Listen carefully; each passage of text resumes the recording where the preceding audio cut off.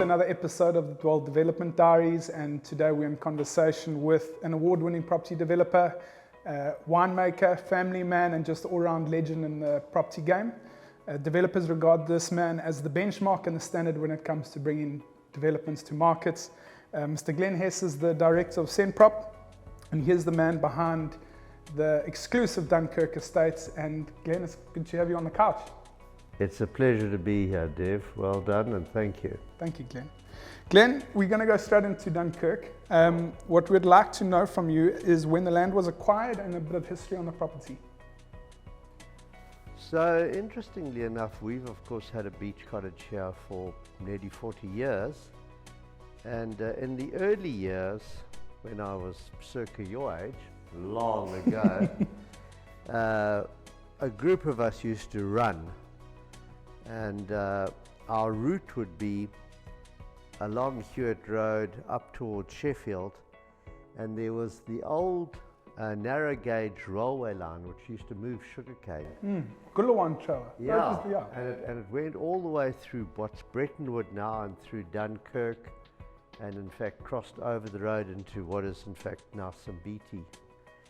And we used to often, when we got to the top of the hill, the top of Sheffield Hill, right here where you are now, we'd cross down and sometimes take a shortcut through the narrow gauge railway line because it was shady and it was clear, and staff used to use it as a walking path, and then it would pop out pretty much just below where the Dunkirk family kids pool area is now, onto the road, little forest, and then cross through into Simbiti. And for years and years and years, we'd come through these cane fields, and I always thought to myself, it'd be nice to do a development down here. So I started negotiating with both Brett Hewlett on what is, of course, Brettonwood today, and with Craig Hewlett, who owned the little farm, which is today Dunkirk. And that was over 20 years ago, probably 25 years ago. And it took a while to get either of them both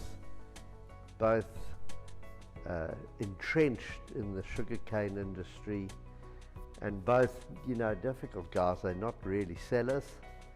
And eventually we managed to do a deal with Craig because we paid him considerably more than the farm was vaguely worth. And yeah, so that was the beginning of it, and he wasn't prepared to sell it in those days on any suspensive conditions. It was pretty much take it. You buy it as a sugarcane farm, for 4 times what it's worth, and you're good luck. And I thought, well, that's fine, because there always has to be an exit strategy in any deal. And I said, well, the exit strategy, if the worst comes to the worst, you know what we'll do? We'll put 3 or 4 houses on it, and we'll have a nice big farm, a 50 hectare, 100 acre, 150 acre farm, you know, with a couple of houses on it. So we bought it, and I syndicated it amongst a few friends of mine who became partners, on the basis that if we ended up not getting approval, we'd each have a site there. So there'd be 5 or 6 of us with houses on Dunkirk. And I then got involved in then in those days, the very extensive process of getting approvals, which was then through the DFA, that's right, the Development Facilitation Act, which was brought in to stimulate development in this part of the country and to fast track it. So yeah, that was the background. It started probably 25 years ago. We started construction 20 years ago. I remember. I was actually in matric. I remember the roads going in. Back then. But now, Glenn, that's also interesting, because in terms of your vision with Dunkirk, and like you said, the process, this estate living mainly on the North Coast, it was unheard of. We had, Simbiti was still new. Well, Simbiti hadn't started. That's right. We did our application before Simbiti, so we were the first estate. It was estate type living had become a trend generally in the country, there was nothing here. No. Simbiti, Mark Taylor was looking at it at the time. We actually looked at it, but it was a very sizable piece of real estate to develop.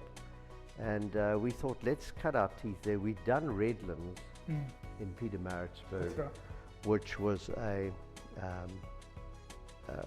multi-use estate with residential, hotel and commercial.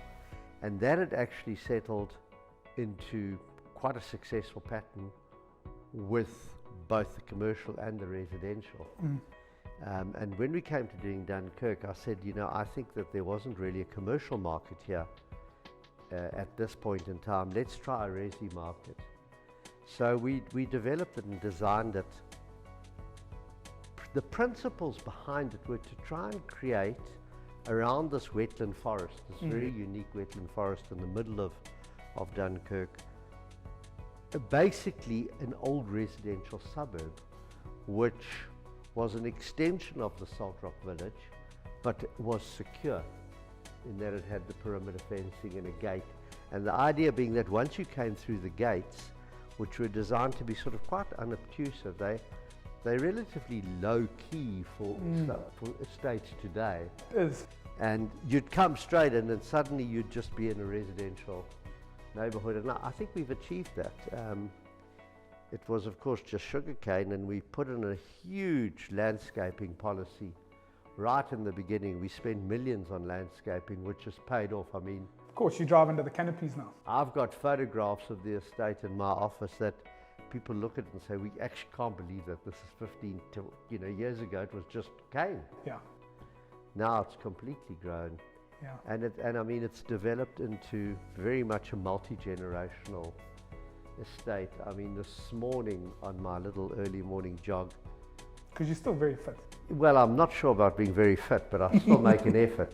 There are half a dozen kids. I call them the forest children. They schooled homeschooled, and they Lots of the Wang kids and yeah, they're walking up. They're all barefoot, and walking up. They're talking to all the mates, Sangbanani in the morning, and they're great and joyous, wonderful sound. This thrill of the young kids, and then as I left to drive here now, there are 4 old people. Well, I'll say old people, probably my age, but there are half a dozen old people going on an early morning walk, with their dogs. It's now 9:30, 10 o'clock. So it's really settled down into being what we envisaged, a residential estate for everybody.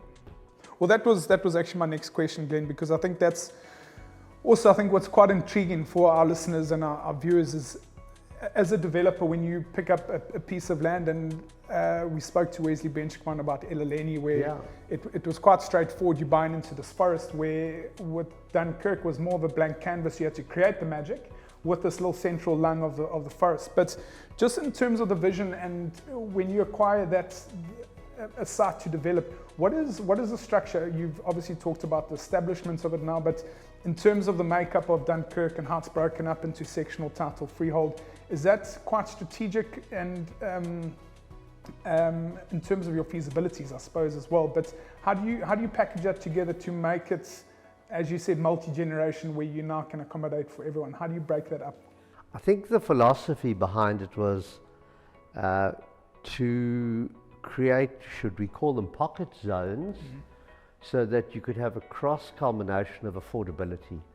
Because if you put in 30 prime sites and you make them all 3,000 square meters each, and they priced at top level prices, and you develop the estate on that, you get an exclusive estate with that level or mix of perhaps A-income people, but you don't get the cross flow and the community that you really want to create in a residential space. Which is like a suburb, as you mentioned. Yeah, and you can go anywhere in the world. I mean, I travelled extensively and worked a lot in London. And I mean, you take prime areas like St John's Wood, Hampstead. In those areas, you get a complete cosmopolitan range of residential accommodation. You get flats, housing, social housing, and Ultra 10 million pound houses today next to 500,000 pound flats. So the town planning, the aspect of the town planning was intended to provide pockets where we would have medium density housing, in other words, the sectional title schemes, and around them, freestanding sites ranging from relatively small sites, 400, 350, 400 square meters, 2,000, 1,500 square meter sites. So there was a cross range. People could afford to come in from reasonable level homes to high end.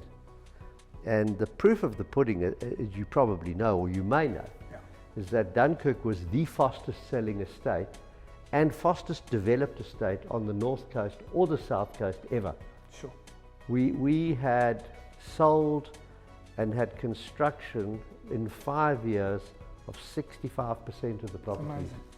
which is very quick, particularly in those days. Yeah, in the early 2000s, of course. You know, Simbiti, which is a wonderful estate, and it's large, but I mean, it took a long time because of its scale. And there's still a lot of construction going on. Yeah, we finished. There's one vacant site. Exactly. And again, this, I suppose this carries on from what we've just been chatting about now, but in terms of like your development partners, from town planning to putting the product together in terms of Dunkirk, but what's important, again, the success and one of the ticks, if you want to call it, in the box to get to the success that Dunkirk's got to now. In terms of your development partners, were there any specific architects in mind that were instrumental even from a town planning side, building side? What were some of the big triggers for you in terms of those professionals who you pulled in to bring it to life? So the principal development team in terms of professionals, the civil engineers, the electrical mechanical engineers, were guys that I had worked with on projects previously. Established guys, people that I still work with today. We're doing a development at St. John's in Howick, which is a big development. The same guys, chaps like Dominique Collett, civil engineer, worked with for nearly 40 years. Amazing. And so we had established a rapport between us as a team. They knew what I liked, they knew the standards I wanted.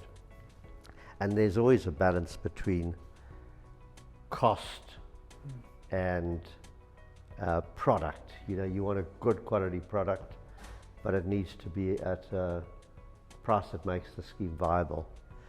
So the basic team, the guys that are actually instrumental in making sure that the infrastructure works, were all established people that I have worked with and do work with. And then from an architectural point of view, I wanted to try something slightly different because we wanted there are lots of architectural vocabularies and codes today. 20 years ago, this was a fairly new term. You know, we had been involved with a chap called John Rushmere, a very famous architect in Princess Grant, and we'd written an architectural vocabulary for that. And there were some very exciting young architects around that I hadn't worked with, but that I thought here's an opportunity to create something which is modern, ambitious, with the vernacular tending towards, shall we call it, a hybrid Natal veranda type of architecture. And so I got guys like Andrew Makinen, Design Workshop, eh? Design Workshop, who did the gatehouse and the offices and the clubhouse. And I mean, at the time, even my partners said, I don't know about this, you know, these are... It was quite up there, I remember. It was really... Everyone was talking about, go see the clubhouse at Dunkirk. Boxes and concrete, and we said, watch it, it'll settle down, it'll grow. And I mean, today... Spectacular. They're wonderful pieces of building, they're simple art pieces that have blended in, they just disappear. Exactly. And they work well for the functions that they're intended to do. Got you. Glenn, again, an interesting question, and we change it up depending on who the developer we have on the couch, but I think it's quite on point for you. Obviously, again, back to the viewers, they want to know, why would Dunkirk be an option for them? You, as a family, have put down and you've built your, if you want to call it, forever home at Dunkirk. You could have chosen anywhere. south of France. You could have chosen Cape Town. But why Dunkirk? What was it that pulled you back into? Well, I think that for a long time, as I mentioned, we've had beach cottages here, and it was always my intention long term not to retire here, but in due course, as we headed towards that time of life where you want to scale down a bit, that we would look at the North Coast, at Salt Rock specifically, and obviously because of our involvement and our roots in Dunkirk, that was the obvious choice. And I had earmarked some sites there which I've kept for all these years. I think I sent you several offers on those sites. Or every year I'd get a half a dozen people phone me to say, can you sell them to us? Do you want to do this? And I'd, no. And when we got to the stage, because as you're aware, we've got family in London, and we've got a little farm in Stellenbosch, and we looked very carefully and said, where do we actually want to go? If we're going to make this uproot from Maritzburg, where we've been for 55 years, for theoretically our whole life, and had a very good life there, brilliant schools, great friends, and infrastructure which was very established. I mean, it was extremely easy to live there. Yeah. We don't want to do this twice, because remember, two moves are as bad as a fire. You know, that's an old Chinese saying. Yeah. We're going to do it once. So we looked at it carefully, and we looked at Stellenbosch. It's fantastic. The Cape is wonderful. Lots of people are moving there. Yeah. But at the end of the day, we Natal people. And there are consequences of being here. I mean, we really are in late autumn, going into winter, and there's hardly a visual change. I was in the Midlands yesterday at our St. John's development, and you can see the oranges and browns and colours of the autumn leaves on the trees. They're beautiful. And the farm in Stellenbosch is exactly the same. You don't get that here. No. So it's something, you give up something for something else. You've got a mild climate here, you go to Cape Town, it's a wet, cold, rainy, miserable town. So we looked at it carefully. We didn't want to duplicate things, and for us, this was an ideal opportunity to make a move theoretically for the next 20 years, God willing. And of course, what's happened in Salt Rock is that there are very few places now. You drive out of Dunkirk, literally in a minute or 2 minutes, you've got a choice of all the retail you need, from Woolworths, Checkers to Spar, Clicks, pharmacies. I mean, it's quite remarkable how easy it is, and yet you don't feel like you're living in town. Across the road, boom. So it was certainly, we're very pleased with the decision to move here. So, and I think it's a wonderful place for young people and old people. Yeah. Multi-generation, as you said. Glenn, something that I thought of this morning, and I'm glad I did think about it, because the Dunkirk Beach Clubhouse. Yes. Something extremely unique. No one had really heard about it, a beach clubhouse in the country. I remember when you acquired the property, and I'd heard via the grapevine Glenn Hess was going to do a beach club. Again, what was the thought process there? Where did that idea come from? Was it quite a long process to get that right? But again, it was more interesting to know your ideas on that beach property. Yeah. So the idea came originally, I was in Europe a long time ago, and friends of ours had invited me over there, and they lived up on the hill with views of the sea, and there were beautiful homes there. And during the day, we'd drive down to a beach, and there was this private beach club that you could belong to. Sure.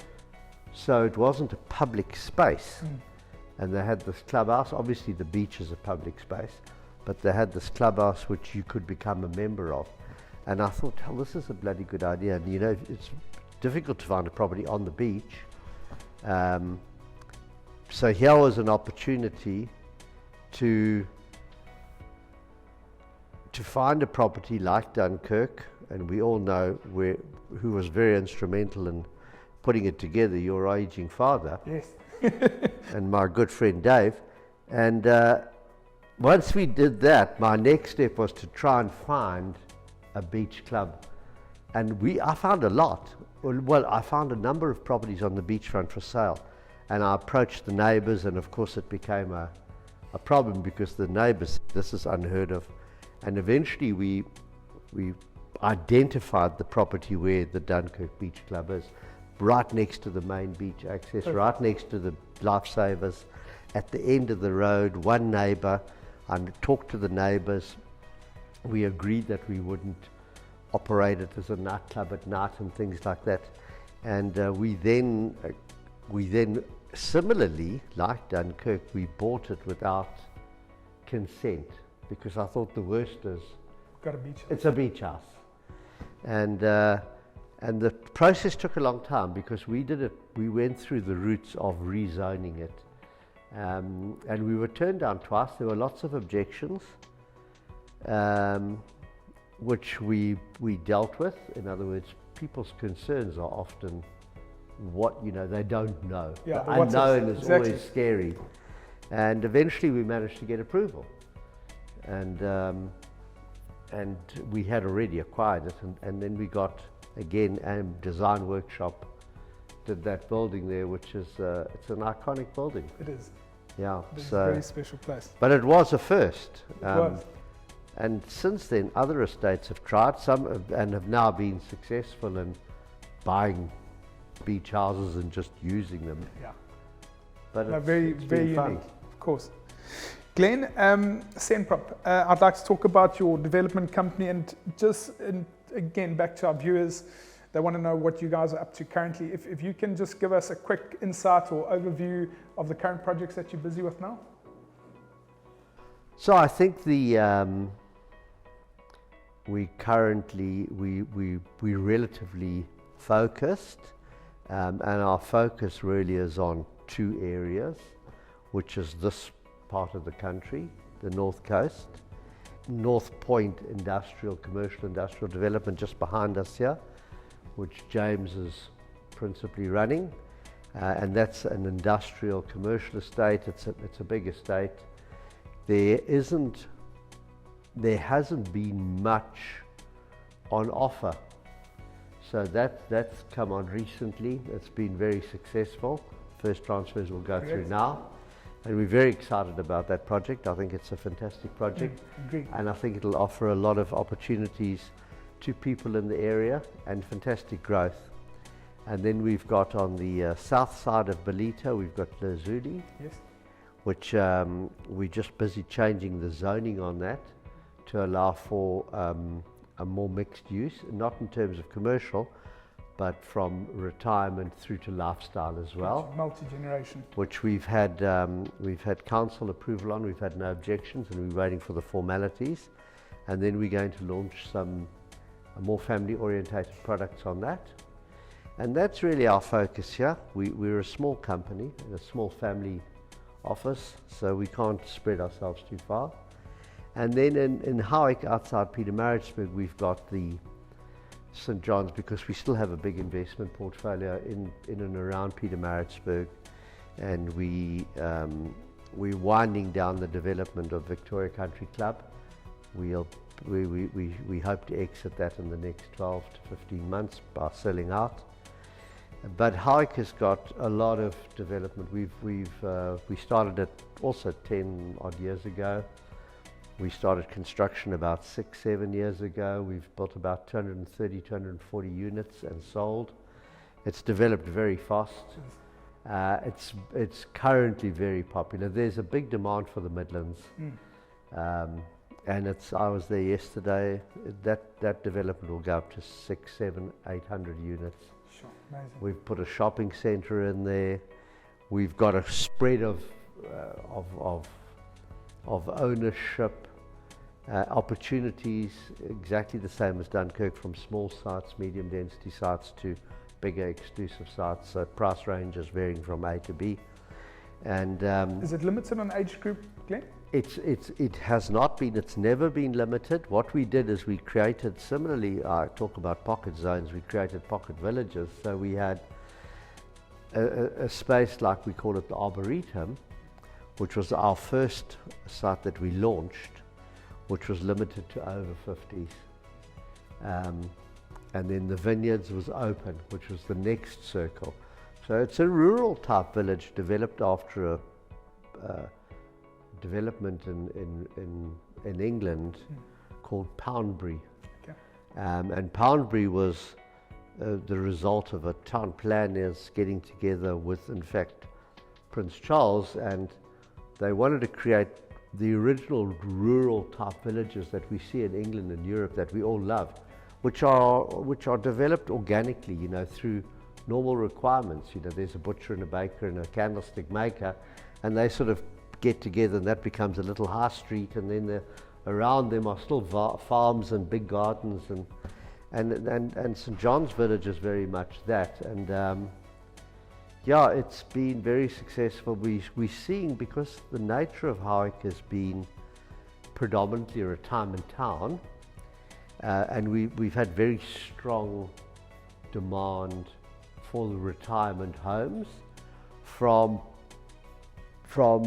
predominantly Natal, but from as far afield, a lot of farmers, agricultural people coming off the farms, their children are taking over or they're selling, they're moving to a sort of a, St. John's has a very much an agricultural type field with its open spaces.